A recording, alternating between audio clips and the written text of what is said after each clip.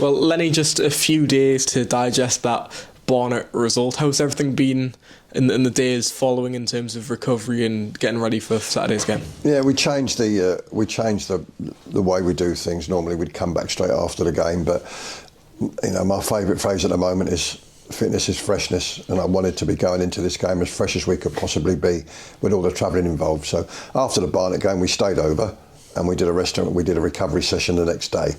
Then the players came back then. So I'm hoping that provides the freshness that we need for the training today, the journey, and most importantly, the game tomorrow. We'll have to see if that works, but that's the difference, if you like. That's what we've done.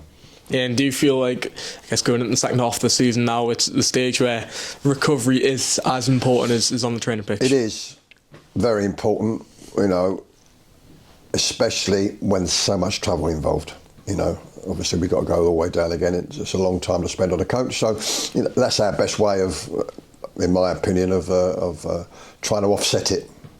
And it's a sticky sort of fixture pack in terms of travel, with a game done on Tuesday and 2 upcoming away games down south. And I guess you saw the backing on Tuesday night from the fans in the 2 upcoming away games as well. It'll be a great effort from all the Hartlepool fans travelling. Oh yeah, what a long journey that is. What's a long on a Tuesday night?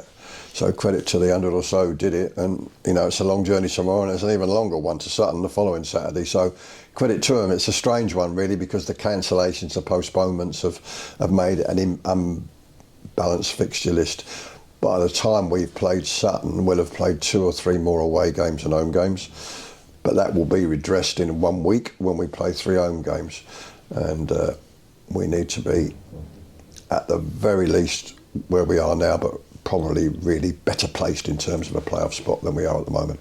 And we've touched on recovery. You decided to rotate the squad around on Tuesday. So in terms of fitness, is everyone okay in terms of rotational senses, all the players there or thereabouts? Yeah, there'll be changes again. Jamie Marler's joined us now, which is good. He's registered in time, so he'll come into it. He hasn't had much game time lately, but talented boy. I think he'll do quite well. So he'll probably go on the bench. Everybody else is fit. Gary's okay.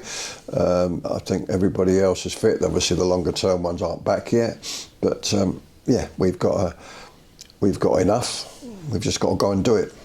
Yeah, and you talk about the absentees there. I guess there's one name who's joined into training recently, Joel Dixon. How's Joel getting along? Yeah, he's coming on. He's doing goal, but he's not ready. He's not ready yet. It'll be another couple of weeks at least, because he's been out a long time. But he's training with the other goalkeeper. That's good. Smithy's in great form in goal, as well as being a goalkeeping coach. Brad's also training very well, waiting his chance. We're all right, We'll be blessed with 3 good goalkeepers when Joel gets back, and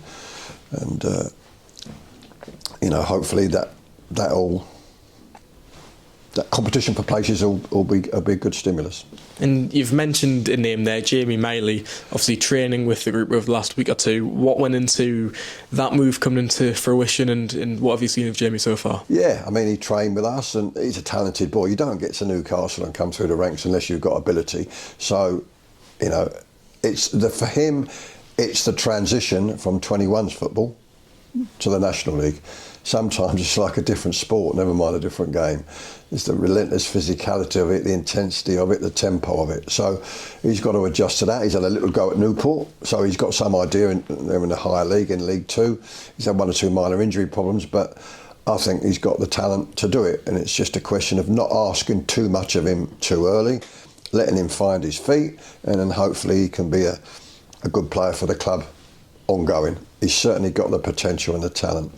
And you've mentioned competition for places and obviously bringing in Jamie Miley alongside the 2 lads last week. Are you happy with how your squad looks in that sense? Yeah, I mean, the club's made funds available. All these signings are younger, not that much experience of this league. Ray's comes from 21s football. He had a little go at Walsall, didn't do much there, but in fairness, that's not a criticism. They're flying, Walsall. They're 10 points clear, whatever it is, at the top of League 2. So he can't be blamed for that. So he started okay. He's got to adjust to it like everybody else. And Sam's another one. He hasn't played much.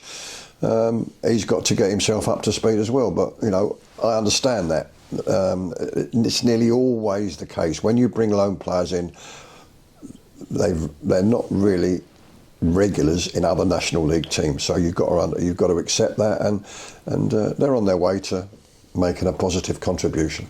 And it must be pleasing as well, particularly Sam and Jamie, who are here on permanent deals, that it's more cast an eye as well towards the longer term planning of that's it. That's exactly it. You know, you can't stick to this rigidly, but when you loan a player, you're hoping at least to something more permanent.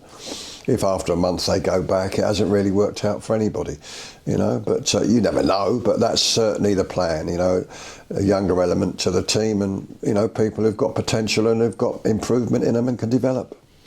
16 games left of the season. I think you said a few more home games than away games. What do you want to see from your squad as you go into the second half of the season? We got to win more away games. Simple. I mean, you can spin it how you want, really. Since I've been in charge, we haven't lost at home. Very good. We've lost 3 away games to top 4 teams. Okay. But we've only won 1 in 5. And we haven't won an away game since Solihull. So there's 2 sides to the coin. So we need to win an away game. Saturday would be a great start. Very soon we need to pick up more points away from home. We draw too many games, full stop. We've got to turn those draws into wins. And you know, and after that run of home games, by the end of February, we've got to be closer to the playoffs than we are now. There's 8 teams competing for 2 spots, in my humble opinion, and we're reasonably placed, but we've got to be better placed. Just talk to me about that game on Saturday. Obviously, another long journey on the cards. Yeah, how does that look, and what are you expecting from Braintree? Yeah, they're not doing bad, are they? The dangers in this league, you say, oh, smaller club or smaller fan base, they're not this, not that. But I mean, you know, it's like Woking. They had 2 or 3 very good players. They did. And Braintree, you know, if you take them, underestimate them, if you don't understand that you've got to be your best to beat anybody in this league, top or bottom, then you'll come a cropper. But it'll be slightly different to Barnet, where it was a containing game for the first half, which worked, or ideally for the first hour, but we'd conceded 2 goals, so that was a difficult one. But this will be different. We've got to be on the front foot, we've got to get after them, we've got to get the first goal, we've got to win.